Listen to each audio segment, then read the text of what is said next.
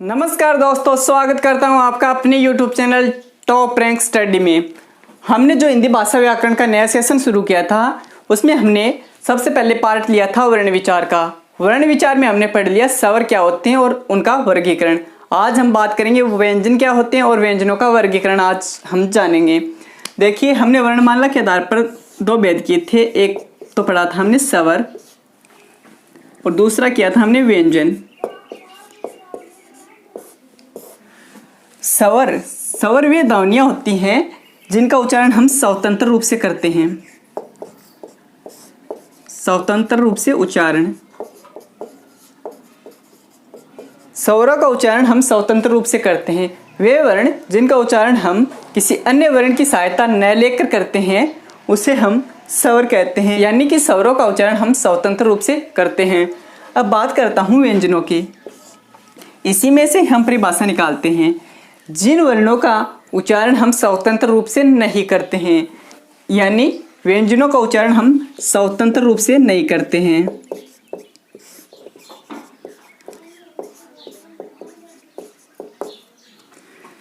दूसरे शब्दों में हम कह सकते हैं वे वर्ण जिनका उच्चारण स्वतंत्र रूप से नहीं किया जा सकता, अर्थात जिन वर्णों का उच्चारण हम स्वरों की सहायता से करते हैं उन्हें हम व्यंजन कहते हैं, यानी कि इनका उच्चारण हम स्वरों की सहायता से करते हैं।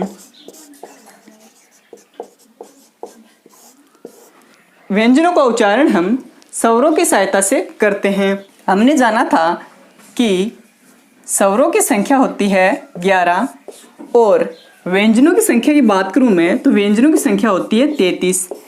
मैं यहाँ पर लिख देता हूँ कि 33 व्यंजन कौन कौन से हैं। इस प्रकार ये हमारे 33 व्यंजन हैं। इसमें आएगा क, ख, ग, अंग, च, छ, ज, ज, ए। इस प्रकार ये पूरे के पूरे 33 हैं। इनमें देखिए प्रत्येक में 5-5 वर्ण हैं। क की लाइन में 5 वर्ण है, च की लाइन में 5 वर्ण है और ट की लाइन में 5 वर्ण है, त की लाइन में और प की लाइन में। इन्हें हम पांचों को जो 5 लाइन है और इनमें प्रत्येक में 5 वर्ण है, इन्हें हम वर्गीय व्यंजन कहेंगे। इनमें प्रत्येक में 5 वर्ण हैं। अब मैं बात करता हूं, अगर हिंदी भाषा में वर्गों की संख्या की बात आए तो वर्ग होंगे कुल 5। हिंदी भाषा में कुल 5 वर्ग हैं और इनका नामकरण की अगर बात करूं तो प्रत्येक वर्ग के प्रथम अक्षर के अनुसार इनका नाम होगा। जैसे कि प्रथम लाइन को हम बोल सकते हैं क वर्ग और इसको हम बोल सकते हैं च वर्ग। इनका प्रथम वर्ण है ट, तो इसको हम बोल सकते हैं ट वर्ग। इसको हम बोलेंगे त वर्ग और इसको हम बोलेंगे प वर्ग। तो हम याद रख सकते हैं क, च, ट, त, प। ये जो पांचों हैं ये वर्ग हैं और इनकी संख्या होगी 25, यानी वर्गीय व्यंजन 25 होते हैं। इनको हम बोल सकते हैं स्पर्शीय व्यंजन। अगर इनका हम उच्चारण करेंगे तो जीभ मुख के किसी न किसी भाग को स्पर्श जरूर करती है, तो इसलिए हम इनसे स्पर्शीय व्यंजन भी बोल सकते हैं। अगर क्वेश्चन आ जाए कि स्पर्शीय व्यंजनों की संख्या कितनी होगी तो 25 होगी और वर्गों की संख्या अगर हिंदी में आ जाए तो 5 वर्ग होते हैं। इसको हम बोलेंगे अंतस्थ।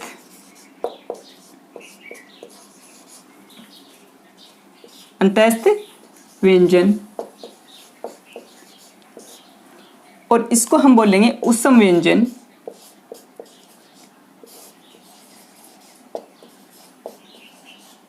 ये रेल लेव है, इन्हें हम अंतस्थ व्यंजन कहते हैं। अगर इनका हम उच्चारण करेंगे तो जीभ मुख के किसी भाग को स्पर्श भी करेगी और कभी ये स्पर्श नहीं करेगी, तो अंदर ही अंदर कभी स्पर्श करेगी और कभी स्पर्श नहीं करेगी, तो इसे हम अंतस्थ व्यंजन बोलते हैं। जैसे हम ये और वह का अगर उच्चारण करें तो जीभ किसी भी भाग को स्पर्श नहीं करती है, इसलिए हमें इन्हें ये और वह इनको हम अर्ध स्वर भी बोलते हैं। अगर हिंदी भाषा में अर्ध स्वर की बात आए तो ये और वह दो वर्ण ऐसे हैं जिन्हें हम अर्ध स्वर भी बोल सकते हैं।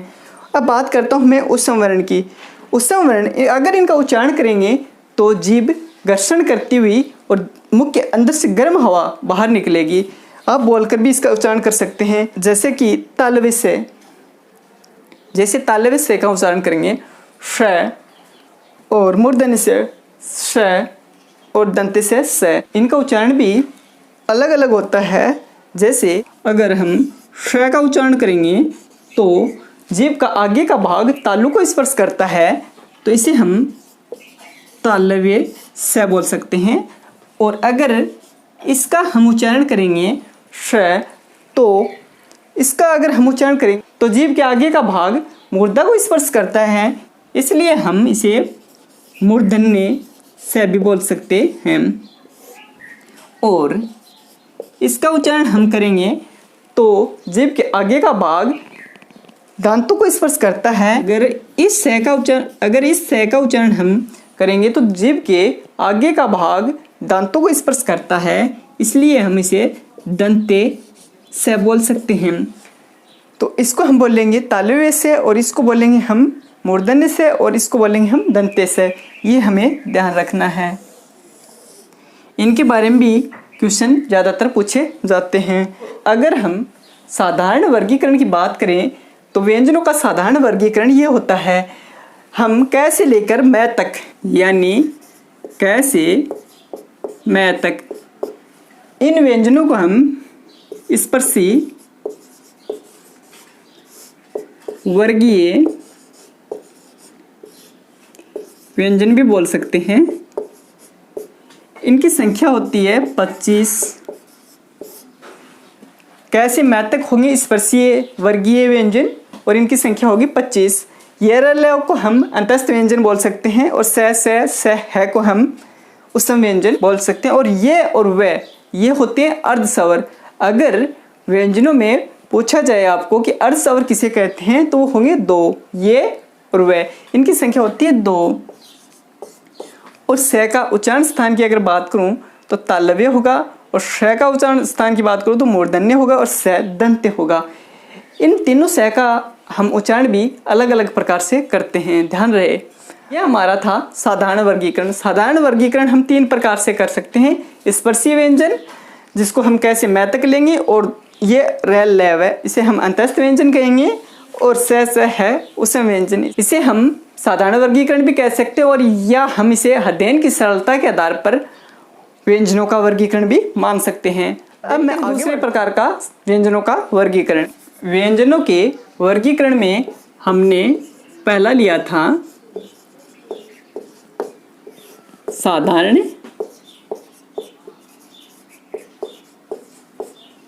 या अध्ययन की सरलता के आधार पर।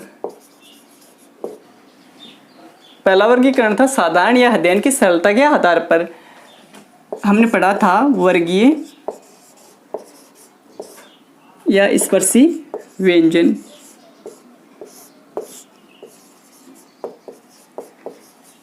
इनकी संख्या थी 25। और 2 नंबर पर हमने पढ़ा था अंतस्थ,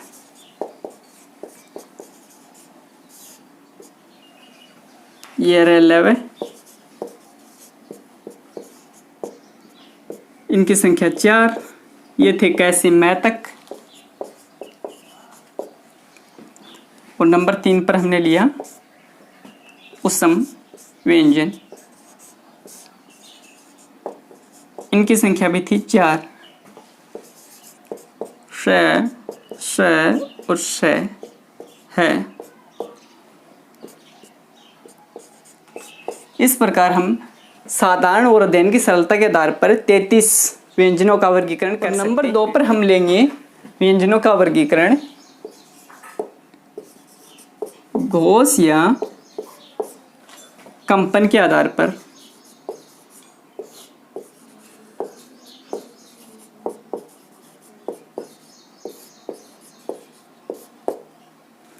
घोष या कंपन के आधार पर हम व्यंजनों का वर्गीकरण 2 प्रकार से कर सकते हैं। नंबर 1 पर अघोष व्यंजन और नंबर 2 पर सघोष या घोष। हमने जाना था ए उपसर्ग का प्रयोग हम नहीं के अर्थ में करते हैं और घोष का अर्थ होता है गूंज या कंपन, अर्थात जिन वर्णों का उच्चारण करते समय स्वर तंत्रियों में कंपन नहीं होता है उन्हें हम अघोष व्यंजन कहते हैं। और हमने ये भी जाना था कि स का अर्थ होता है सहित के अर्थ में और साथ के अर्थ में, यानी घोष का अर्थ हमने लिया गूंज या कंपन, यानी जो गूंज या कंपन के साथ में जिनका उच्चारण किया जाता है उसे हम सघोष वर्ण कहते हैं। हमने ये भी जाना था स उपसर्ग का प्रयोग हम साथ के अर्थ में और सहित के अर्थ में करते हैं। घोष का हमने ले लिया गूंज या कंपन। जिन वर्णों का उच्चारण हम गूंज या कंपन के साथ में करते हैं उन्हें हम सघोष व्यंजन कहते हैं। दूसरे शब्दों में हम कह सकते हैं जिन वर्णों का उच्चारण करते समय स्वर तंत्रियों में कंपन होता है उसे हम सघोष व्यंजन कहते हैं। तो अब देखिए इनकी संख्या कितनी होती है। इसकी संख्या होगी अघोष की 13। वो 13 वर्ण कौन कौन से देखिए। अब मैं लिखूंगा 1 2। यहाँ 1 2 का अर्थ होता है, हमने जाना था कि साधारण और अध्ययन के आधार पर वर्णों का वर्गीकरण, जिसमें हमने वर्गीय व्यंजन पढ़े थे, वर्ग थे 5। तो 1 2 का अर्थ यहाँ पर होगा कि प्रत्येक वर्ग का प्रथम व द्वितीय वर्ण। तो यहाँ पर हम लेंगे प्रत्येक वर्ग का प्रथम व द्वितीय वर्ण। 1 2 स श और श। प्रत्येक वर्ग का प्रथम व द्वितीय वर्ण और स तीनों स ये आएंगे अघोष में। इनकी संख्या होगी 13। और अब मैं बात करूं सघोष व्यंजनों की, तो ध्यान दें अघोष का विलोम शब्द होगा सघोष। तो अब मैं बात करूं सघोष वर्णों की, तो अघोष का अगर विलोम करेंगे तो होगा सघोष।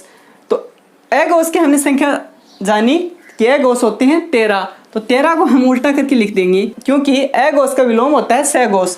13 को हम उल्टा करेंगे तो हो जाएगा 3 1। तो ये आ जाएगी सघोष की संख्या। तो सघोष की संख्या की अगर बात आए तो सघोष में वर्ण होंगे 31। अब देखिए 31 वर्ण कौन कौन से होंगे। तो यहाँ पर हमने जाना प्रत्येक वर्ग का प्रथम व द्वितीय वर्ण और स है। इसके अलावा जो भी वर्ण बचे हैं वो सभी सघोष में आ जाएंगे। वर्ण कौन कौन से बचे हैं। प्रत्येक वर्ग का तीसरा, चौथा और पांचवा वर्ण, और ये र ल व और सभी स्वर। और एक इसमें हमने छोड़ा था है, तो वो भी आएगा सघोष में। तो इस प्रकार सघोष में स्वरों की संख्या हो जाएगी 31। प्रत्येक वर्ग का तीसरा, चौथा, पांचवा 15, और ये र ल व है 5, ये 15 और 5 20 और 11 स्वर। तो सघोष की संख्या हो जाएगी 31। तो ये ध्यान रखना है अघोष होंगे 13, जिसमें आएगा प्रत्येक वर्ग का प्रथम व द्वितीय वर्ण और स और सघोष में आएगा प्रत्येक वर्ग का तीसरा, चौथा और पांचवा वर्ण, ये र ल व है और सभी स्वर। इस प्रकार हम वर्णों का वर्गीकरण घोष या कंपन के आधार पर कर सकते हैं। अब हम आगे बढ़ते हैं, जानते हैं तीसरा। अब हम लेते हैं तीसरा वर्गीकरण। वर्णों का तीसरा वर्गीकरण में हम बात करेंगे प्राणवायु या प्राणता के आधार पर।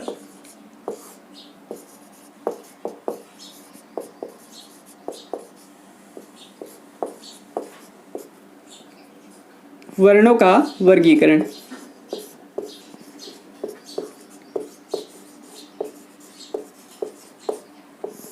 देखिए प्राणवायु या प्राणताओं के आधार पर वर्णों का वर्गीकरण, इसको भी हम 2 भागों में बांटेंगे। तो प्राणतत्व या प्राणवायु के आधार पर हम वर्णों को दो भागों में बांट सकते हैं। देखिए वो दो भाग कौन कौन से हैं। नंबर 1 पर हम लेंगे अल्प प्राण,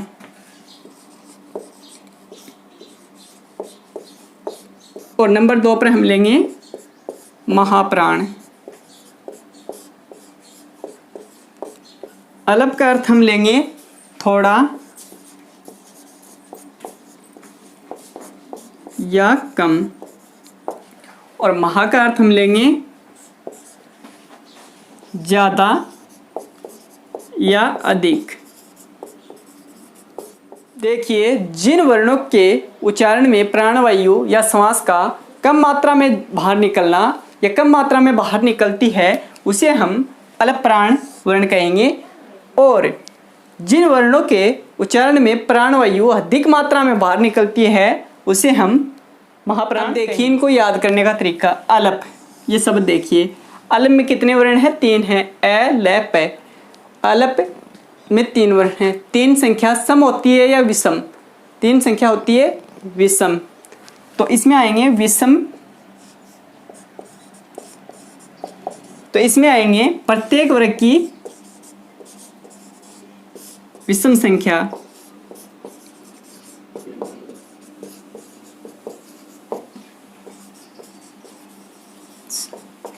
देखिए प्रत्येक वर्ग में विषम संख्या कौन कौन सी आती हैं?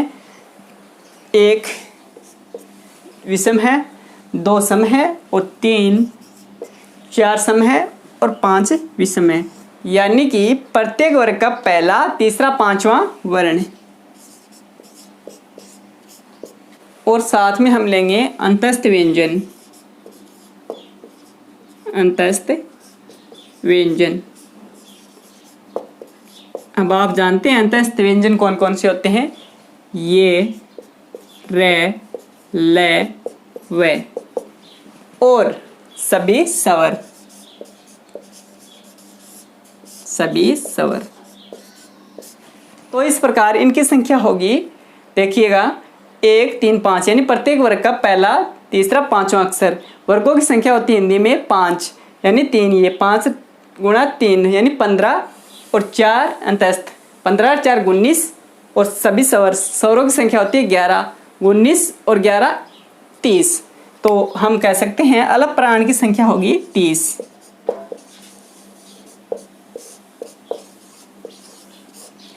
तो एक बात और ध्यान रखना, सभी स्वर अल्प प्राण व सघोष होते हैं। ये हुए हमारे अल्प प्राण। इनके अलावा जो वर्ण बचे हैं वो सभी आ जाएंगे महाप्राण में। महाप्राण में आएंगे प्रत्येक वर्ग का दूसरा, चौथा वर्ण। हमने यहाँ पर ली थी विषम संख्या, और यहाँ पर हम महा में कौन कितने वर्ण हैं? महा में है 2, मैं, हा, ये 2 अक्षर हैं। 2 किस में आते हैं? सम में या विषम में?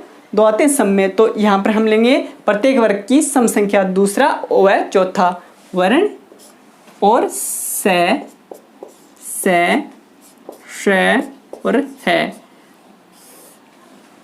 ये उसम वर्ण। प्रत्येक वर्ग का दूसरा, चौथा वर्ण और उसम वर्ण आएंगे महाप्राण में। इस प्रकार इनकी संख्या हो जाएगी 14। तो महाप्राण की संख्या की अगर बात आएगी तो महाप्राण होंगे 14। अगर आपको इस प्रकार भी याद नहीं रहता है तो आप इनका उच्चारण करके भी देख सकते हैं। अगर हम क का उच्चारण करेंगे क, तो श्वास यानी हवा कम मात्रा में बाहर आएगी, तो क आएगा अल्प प्राण में। और अब इसके अलावा हम ख का उच्चारण करेंगे ख, तो हवा है वो ज़्यादा मात्रा में मुख से बाहर आएगी, तो वो होगा महाप्राण। तो अल्प प्राण की संख्या होगी 30 और महाप्राण की संख्या होगी 14। इस प्रकार हम याद रख सकते हैं। और अब हम लेते हैं चौथा और बहुत ही महत्वपूर्ण वर्गीकरण। हम लेंगे प्रयत्न या प्रयत्न के आधार पर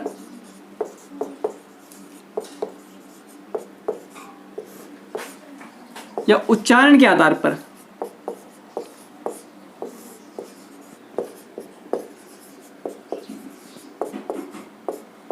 यहाँ पर मैं उच्चारण स्थान की बात नहीं कर रहा हूँ, सिर्फ उच्चारण की बात कर रहा हूँ।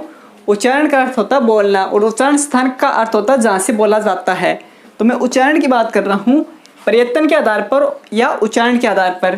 प्रयत्न या उच्चारण के आधार पर हम वर्णों को 8 भागों में बांट सकते हैं, यानी 8 प्रकार से बांट सकते हैं।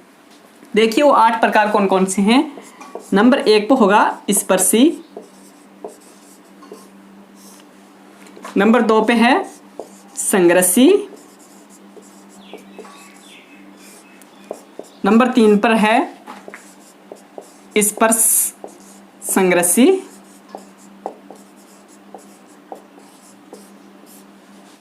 नंबर 4 पर है अनुनासिक और नंबर 5 पर है पार्श्विक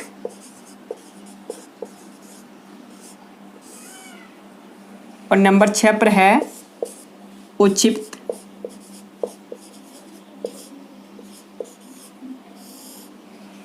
उच्छिप्त या ताड़नजात। और नंबर 7 पर हम लेंगे प्रकंपित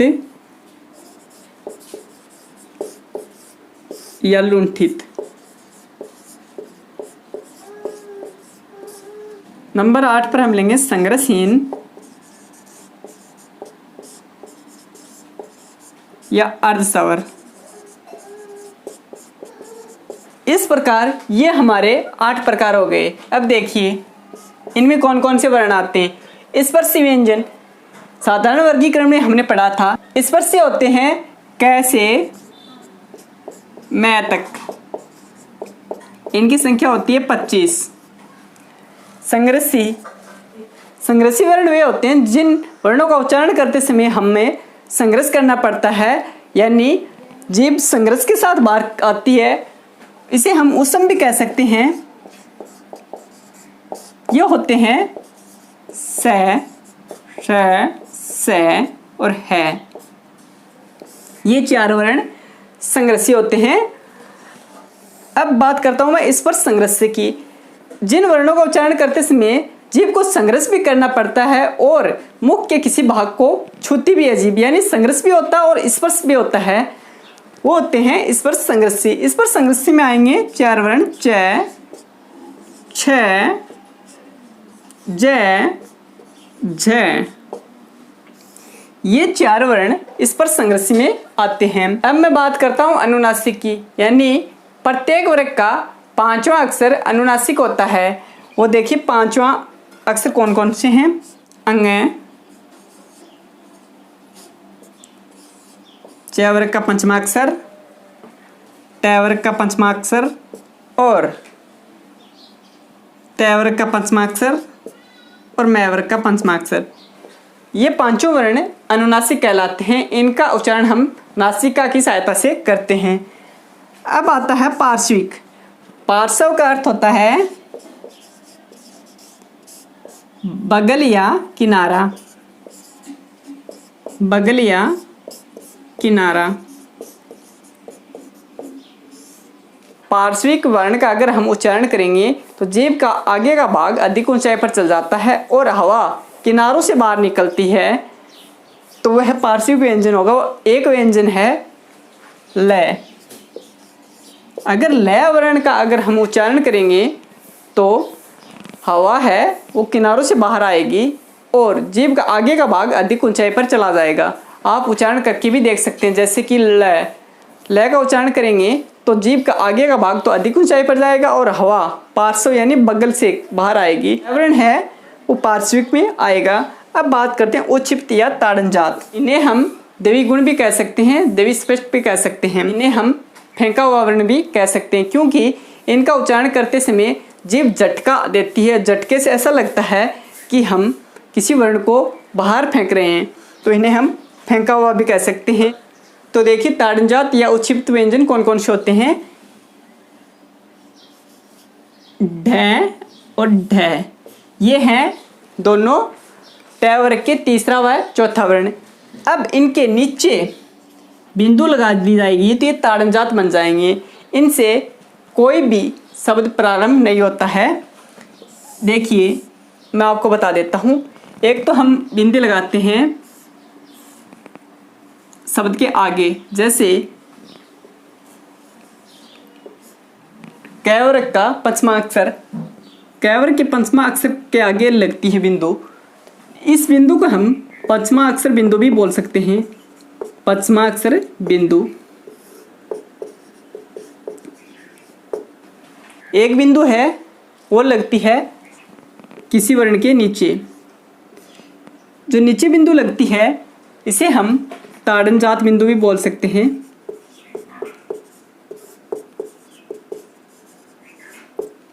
ताड़नजात बिंदु ये वर्ण के नीचे लगती है।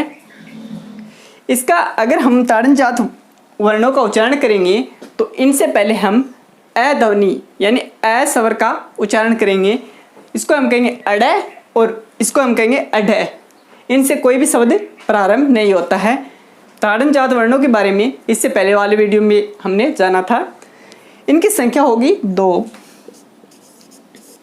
और पार्श्विक की 1 होगी, अनुनासिक की 5 होगी और इस पर संग्रसी इनकी होगी 4 और संग्रसी व्यंजनों की भी संख्या होगी 4। स्पर्शी की होगी 25। ये हमने जान लिया है। अब मैं बात करता हूँ प्रकंपित या लुंठित। जिन वर्णों का उच्चारण करते समय जीभ में कंपन होता है या जीभ के आगे का भाग मुड़ जाता है उसे हम लुंठित वर्ण कहेंगे।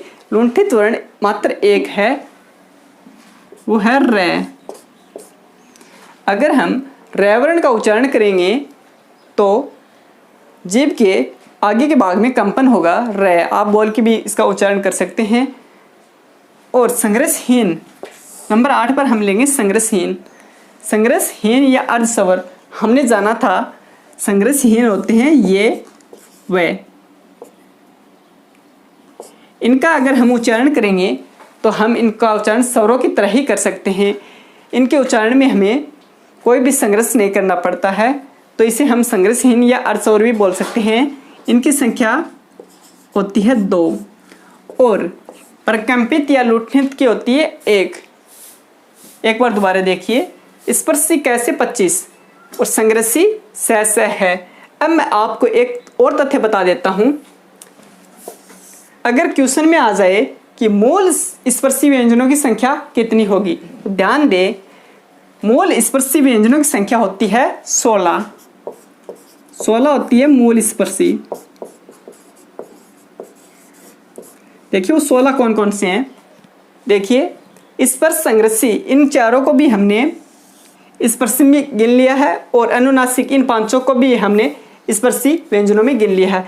इन 9 वर्णों को अगर हम हटा दें, 4 तो स्पर्शी और 4 तो स्पर्श संग्रसी और 5 अनुनासिक, ये 9 वर्ण हो गए। इन 9 वर्णों को अगर हम 25 में से हटा देंगे तो पीछे बचेंगे 16। जो 16 वर्ण हैं उन्हें हम मूल स्पर्शी कह सकते हैं। अगर क्वेश्चन में स्पर्शी व्यंजनों की संख्या आ जाए या स्पर्शी वर्णों की संख्या आ जाए तो होगी 25 और मूल स्पर्शी की आ जाए तो होंगे 16। ये हमें ध्यान रखना है। तो हमारा एक और वर्गीकरण बच गया है उच्चारण स्थान के आधार पर। उच्चारण स्थान के आधार पर वर्गीकरण हम अगले वीडियो में जानेंगे और साथ में हम अन्य वर्ण भी अगले वीडियो में ही पढ़ेंगे। अगर आज का वीडियो आपको पसंद आया है तो इसको लाइक कर दीजिए। अगर आज की वीडियो में आपको कहीं कोई भी दिक्कत आ रही है तो हमें कमेंट बॉक्स के माध्यम से अवगत कराएं। और आपने अभी तक हमारे चैनल को सब्सक्राइब नहीं किया तो प्लीज़ चैनल को सब्सक्राइब कर दें। साथ ही घंटी वाले निशान को दबाना ना भूलें, जिससे कि आगे आने वाली वीडियो की नोटिफिकेशन आपको मिलते रहें। मिलते हैं अगले वीडियो में, तब तक के लिए टेक केयर। धन्यवाद।